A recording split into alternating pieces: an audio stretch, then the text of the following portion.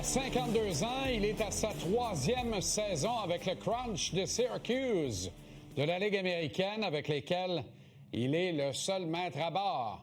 Cette année, il se prépare pour les séries éliminatoires. Joël Bouchard est avec nous. Joe, comment ça va? Salut mon JC. Le seul maître à bord, c'est un peu poussé, là. On travaille quand même dans l'équipe. À Syracuse, tu as les doubles fonctions. J'aurais peut-être dû le préciser de même, là. Ça aurait été autrement. Puis... Je vois que tu déménages pas souvent, en tout cas, parce qu'on se parle pas souvent, mais le décorum est pas mal toujours le même. Oui, exact. Puis on est quand même bien à Syracuse ici, là, avec les joueurs qu'on a cette année. Là. Fait qu'on a une belle gang. Ça a été une très belle saison. On a eu des belles histoires dans la Ligue nationale, Ligue américaine. Fait que pour nous autres, là, on a hâte aux séries éliminatoires qui commencent vendredi. Deuxième de la section nord à seulement 1 point du Rocket de Laval. Quand ça arrive, t'es-tu déçu à la fin? Tu sais, je veux dire, c'est quasiment plus fâchant de rater le championnat de la division par 1 point que par 10, non? Puis on avait plein de chances, là. Je te dirais qu'on a été très performants au mois de février, milieu mars. Après ça a été la Ligue américaine, comme d'habitude, beaucoup de joueurs rappelés, quelques blessés. Fait que c'était sur la table pour nous autres. Mais si tu regardes le classement, honnêtement, Laval aussi, dans cette ligue-là, on a tous laissé des points sur la table. Là. Même Utica a réussi à remonter à la fin. Là. Ça, c'est la Ligue américaine, surtout quand tu arrives vers la fin. Mais c'est sûr que c'est toujours le fun d'avoir un championnat. À la fin, ça change pas grand-chose parce qu'on était quand même qualifiés. Puis la Ligue américaine étant ce qu'elle est, on a l'avantage de la glace, mais on commence sur la route avec les Bleus en fin de semaine parce que les amphithéâtres sont ce qu'ils sont. Fait que je te dirais que on veut un billet pour rentrer en série éliminatoire. Après ça, ben regarde, on va essayer de faire ce qu'on peut pour aller le plus possible jusqu'au bout. Quand même pas de mauvaise équipe, Cleveland, Joe, hein? Non, il n'y en a pas de mauvaise équipe dans la division Nord, là, c'est la plus compétitive, puis partout où on parle, puis j'ai eu la chance d'aller dans l'Ouest pendant 1 an. Les équipes, là, c'est tout le temps serré, c'est compétitif, c'est dur à jouer. Il n'y a pas d'équipe qui domine les autres. C'est toujours un jeu ici, un jeu là. C'est une très bonne équipe pour vrai. Ils sont rapides, sont compétitifs. Et puis, tu sais, la Ligue américaine, là, c'est une équipe qui fait jouer les jeunes. Ils sont dans notre division, on les joue 4 fois. Et puis, t'as Rochester et Utica qu'on joue environ 12 à 14 fois par année. Fait que c'est un peu bizarre, là. C'est la Ligue américaine. J'avais la chance de parler avec le commissaire de la Ligue la semaine passée pour parler de certains règlements. Puis à un moment donné, j'ai dit, si on commence à s'arrêter à tout ce que la Ligue américaine fait pour favoriser les équipes, puis on le comprend, c'est une ligue de développement, c'est pour s'assurer que des joueurs aient la chance de jouer à la nationale ou soient prêts s'ils sont rappelés. Fait que, des fois, il y a des choses qui sont... quand j'entends les gens parler de la Ligue nationale avec l'esprit compétitif, les divisions et tout, je fais comme, OK, je pense que vous ne regardez pas la Ligue américaine attentivement parce que des fois, c'est un peu le chaos. Question de coût, évidemment, là-dedans aussi, ben oui, Joël. Hein? C'est bien normal aussi. Là. C'est bien normal. Tout à fait. Puis aussi, le voyagement. Tu sais, nos joueurs là, sont en développement. Fait que quand je peux jouer à Rochester ou à Utica, c'est 1 heure, 1 heure et quart. Donc, on a des pratiques le lendemain. On va à Cleveland, c'est 6 heures. Donc, à la fin, on veut le plus de pratiques possible. On veut que les joueurs soient dans des environnements où ils peuvent le plus se développer. C'est vraiment... Tu sais, t'es pas un entraîneur dans la Ligue américaine comme t'es un entraîneur dans le junior ou un entraîneur dans la Ligue nationale ou même en Europe. C'est la seule ligue au monde où t'es vraiment un programme de développement et tu veux évidemment gagner tous les matchs, mais le concept est ce qu'il est. C'est pas une ligue qui est toujours évidente, mais c'est une ligue qui est le fun parce qu'on a la chance, comme tu as vu cette année pour nous autres, de travailler avec des jeunes qui font leur premier pas dans la Ligue nationale ou qui jouent avec l'équipe de la nationale. Fait que ça, c'est l'autre côté de la médaille, là. On poursuit sur le Crunch dans quelques instants. Je vais y faire tout un lapsus. Je vais y dire on va poursuivre sur le Rocket. On va poursuivre sur le Crunch dans quelques instants parce que voisin du Rocket, il y a l'Armada de Blainville-Boisbriand dont tu demeures l'un des fiers actionnaires, Joël. Et vous voici dans le carré d'as cette saison. Est-ce que c'est de nature à te surprendre ou l'équipe est exactement où toi, personnellement, tu croyais qu'elle pouvait se rendre cette année?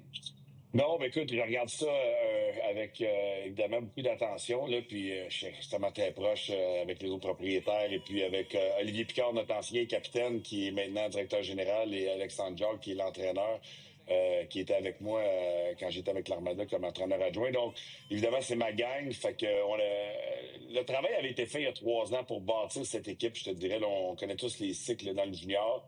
Et puis, on a beaucoup de bons joueurs de qualité. Le noyau a quand même beaucoup d'expérience et puis je suis content de la façon qu'il progresse en séries éliminatoires. Donc, c'est pas une surprise, mais c'est les séries éliminatoires. Tu dois toujours performer.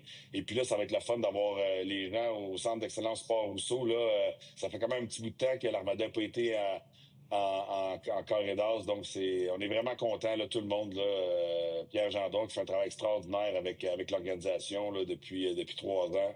Et puis, tout le groupe qui est derrière, là, mon ami Karim Toupin, puis j'en passe, Mathieu Monte, ils ont fait un travail extraordinaire. Les gens qui n'ont pas été au match, là, ça a tellement évolué lors des 3 dernières années.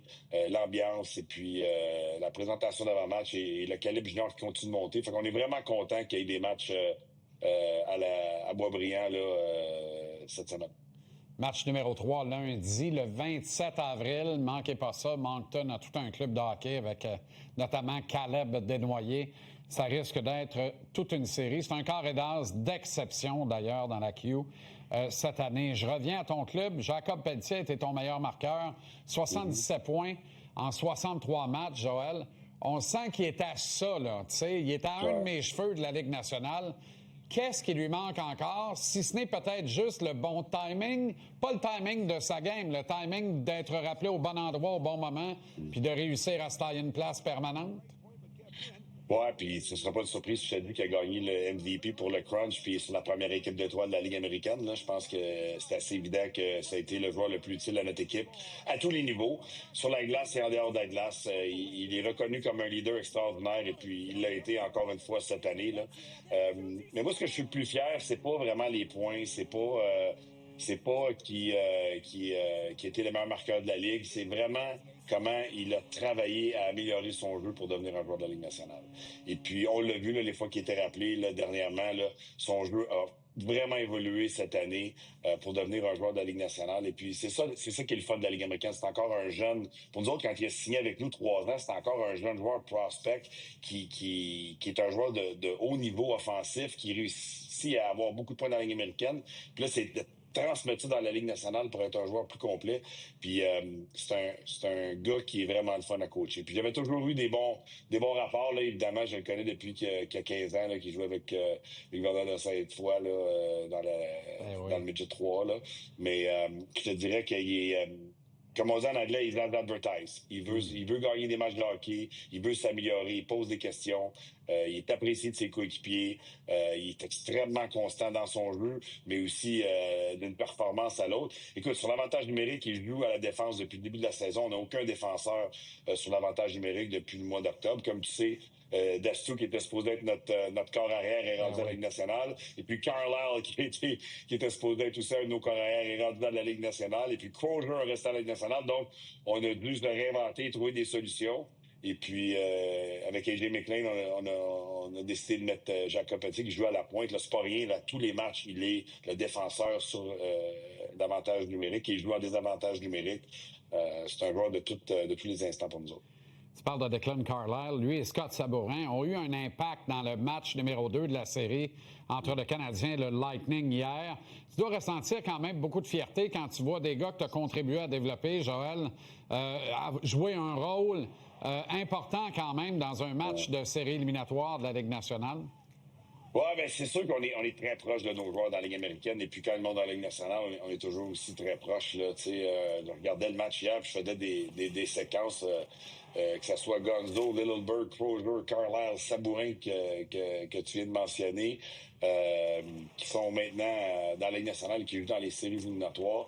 Et puis Dastou et le Dominic James qui ont commencé l'année avec nous autres. Fait que j'ai envoyé un texte de bonne chance aux gars en début de saison. Puis je pense qu'il y avait 9 joueurs, là, des gars qu'on a eu la chance d'avoir avec le Crunch qui jouent avec le Lightning dans la série éliminatoire. Là. Fait que c'était bien cool de voir ça, là, évidemment, de les voir réaliser leur rêve et de faire partie d'une équipe qui aspire aux grands honneurs. Là.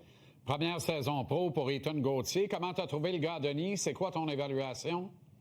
Ben, il a gagné le joueur le plus amélioré, fait que ça en a dit beaucoup. Jeune homme extraordinaire. Il a été, écoute, ça a été difficile au début, mais c'était pas difficile parce que il écoutait pas ou il voulait pas. Il y avait juste une période d'adaptation. Puis j'ai pris une décision de ne pas le faire jouer à tous les matchs, de plus travailler avec lui dans les entraînements, de faire des entraînements un à un, de le filmer, de regarder les pratiques avec lui, d'analyser, plutôt que juste de le faire jouer. Tu sais, moi, le bon vieux, là, faut qu'il joue. Il faut qu'il joue bien. Puis on devait changer quelques aspects de son jeu. Et puis, il a été ouvert d'esprit, puis il a eu une attitude extraordinaire. Écoute, il y a des matchs là, dernièrement, là, si on regarde ses statistiques, les gens qui aiment ça, là, regardez sa première moitié de saison et sa deuxième moitié de saison, là, c'est assez impressionnant ce qu'il a été capable d'accomplir à sa première année. Puis je pense que c'est ça le développement. Souvent, on rentre des jeunes joueurs, sont repêchés de bonheur, puis on dit, ben là, on les met à toutes les situations, puis faut qu'ils jouent, mais moi, je crois pas à ça. Je crois au développement qu'il y ait un style de jeu que quand la musique arrête, ben il y a une chaise puis il est capable de la combler. Puis là, en ce moment, là, il a passé à pas être sur l'avantage numérique, pas sur des avantages numériques.